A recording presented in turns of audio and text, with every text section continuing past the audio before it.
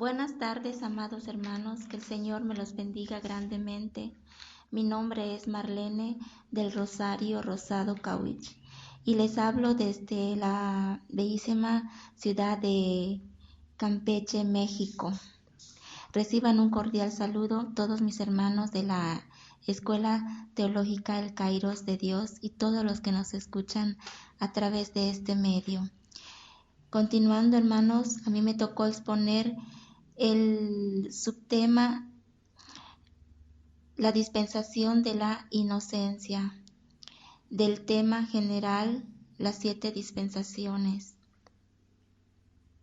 Y para comenzar quiero decir la definición de lo que es una dispensación.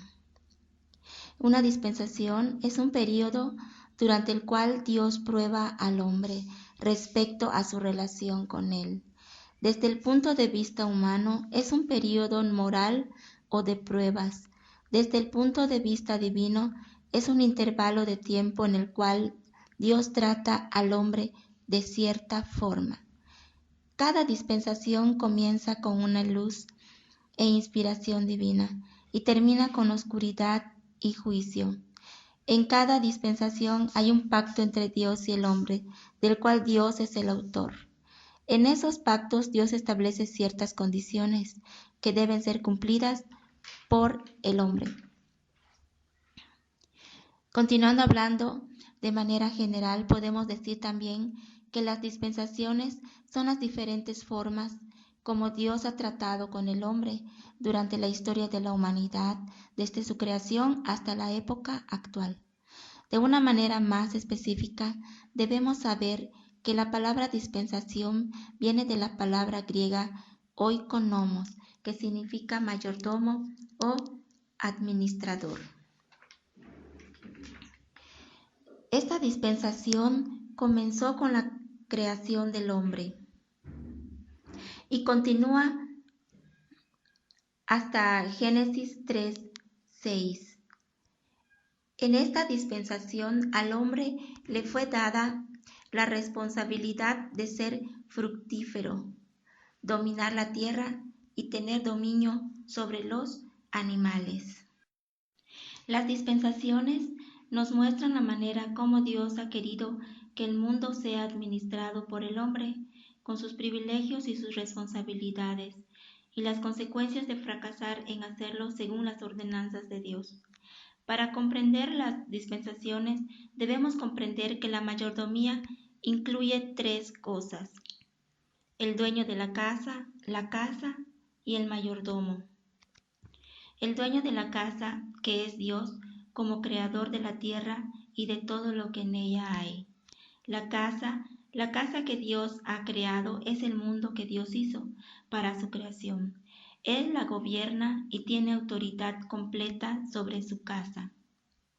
El mayordomo es la persona que el dueño de la casa ha dejado como responsable de cuidar su casa, de cumplir sus órdenes y las reglas de la casa, y luego le pedirá cuentas de lo que ha hecho. Dios le ha dado al hombre el privilegio y la responsabilidad de ser el mayordomo de su casa, de cuidar su casa, de administrar su casa y de cumplir sus reglas. Comprendiendo esto, debemos saber que Dios ha administrado su casa de diferentes maneras a través de la historia. Dios ha cambiado las reglas u ordenanzas de la casa. Por eso podemos ver que las ordenanzas bajo las cuales vivieron Adán y Eva no son las mismas bajo las cuales vivieron Abraham o Moisés. Y las ordenanzas que Moisés y David tuvieron no fueron las mismas que tuvo el apóstol Pablo. Dios es el mismo, el mundo es el mismo, pero las ordenanzas de Dios en las distintas épocas han sido diferentes. La responsabilidad del hombre para con Dios ha sido diferente. ¿Por qué? ¿Por qué es esto así? La respuesta es porque la revelación de Dios para con el hombre ha sido progresiva.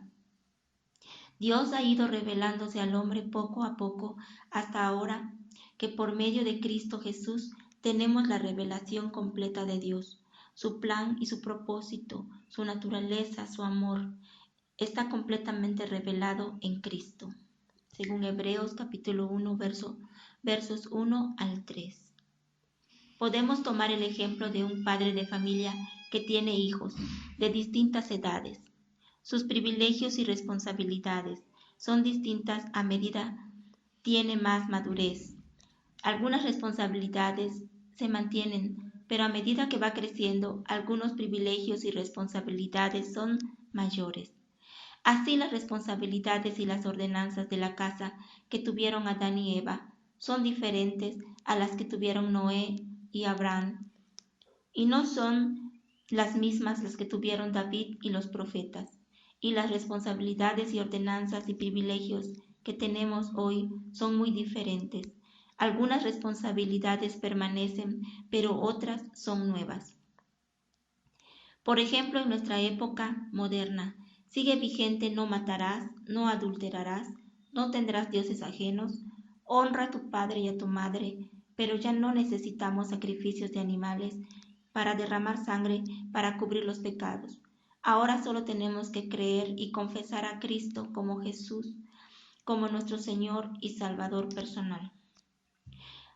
Ahora conozcamos cuáles son las 7 dispensaciones de la Biblia. La inocencia como número 1, la conciencia, el gobierno humano, la promesa, la ley, la gracia y el reino milenial. Comienza con la creación del hombre en Génesis 1:26, hasta la expulsión de Adán y Eva del huerto del Edén. El hombre y la mujer fueron creados por Dios en estado de inocencia, sin pecado. No conocían el bien ni el mal. Eran inocentes, por eso no tenían nada que les causara vergüenza, aunque estaban desnudos. No había malicia en su vida. Ellos vivían en un mundo perfecto. Dios los puso en un lugar llamado Huerto del Edén. Génesis 2:9 al 14. Pero antes de estudiar cómo era la vida en la dispensación de la inocencia, debemos responder a algunas preguntas que los inconversos, los cristianos, los científicos se hacen. ¿Por qué en la creación que menciona la Biblia, en este mundo perfecto que Dios creó, no aparecen los dinosaurios, de los cuales hay pruebas innegables de su existencia? Hay muchas teorías para la propuesta a esta pregunta, pues para los científicos la Tierra tiene varios cientos de millones de años de existencia, y para los teólogos no pasa de los 10.000 años de haber sido creada. Una de las teorías más aceptadas, pero no es la única, es la teoría de la lab o del paréntesis. Esta teoría nos dice que entre Génesis 1:1 y Génesis 1:2 pudieron haber miles de millones de años, pues afirman que Dios no crearía una tierra que esté desordenada y vacía. Por eso es que esa teoría afirma que en Génesis 1:1 Dios creó los cielos y la tierra, donde habitaron los dinosaurios, donde habitaban todos esos grandes monstruos marinos. Pero ocurrió algo que destruyó esa creación. Tuvo que ocurrir un gran cataclismo, un gran catástrofe universal. Los científicos afirman que un gran asteroide pudo ser la causa de la destrucción de todos los dinosaurios. Los teólogos que respaldan esta teoría afirman que ese cataclismo que destruyó la creación de Génesis 1:1 fue la caída de Satanás cuando fue arrojado del cielo con sus demonios, según Ezequiel 28, 14 al 17 y Lucas 10, 17 al 18. Es por eso que en Edén, en la creación perfecta de Dios, ya aparece Satanás como el tentador. Ya no era un ángel de Dios, sino que era ya un ángel caído, un demonio. Y nos preguntamos cómo era la vida en la dispensación de la inocencia. Y como número 1 veamos que la alimentación no era de carne, sino solo de frutas y legumbres y semillas, según Génesis 1:29. Como número 2, los animales no eran carnívoros, no mataban para comer, sino que comían plantas, todos eran herbívoros, según Génesis 1:30. Por eso, en el tiempo milenial, cuando todo vuelva a su estado perfecto diseñado por Dios, los animales salvajes ya no matarán para comer, sino que comerán hierba, según Isaías 11:7. Tampoco existía la lluvia, sino que un vapor de agua regaba las plantas, en Génesis 2:5-6. ¿Cuál era la responsabilidad del hombre en la dispensación de la inocencia? El hombre tenía que trabajar en el huerto y cuidarlo. Génesis 2:15. El hombre tenía libertad de comer todos los frutos del huerto que Jehová había hecho, según Génesis 2:16. El hombre solamente recibió de Dios una pequeña prueba de obediencia y amor. No tenía que tocar ni comer del fruto prohibido, el fruto del conocimiento del bien y del mal, según Génesis 2:17. Pero vemos de que el hombre y la mujer fracasaron en cumplir su responsabilidad con Dios de no comer del fruto prohibido, según Génesis 3:6. Este fracaso trajo como consecuencias graves para Adán y Eva y para toda la raza humana. Como número 1, que el pecado entró al hombre y luego fue transmitido por toda la raza humana, según Romanos 5:12. También perdieron su estado de inocencia a causa del pecado y se avergonzaron de estar desnudos, según Génesis 3:7-10. La mujer daría a luz a sus hijos con gran dolor y su relación de pareja sería conflictiva. Y el hombre siempre trataría de someterla bajo su dominio. Génesis 3:16. El hombre tendría que trabajar arduamente para conseguir el sustento diario, según Génesis 3:19.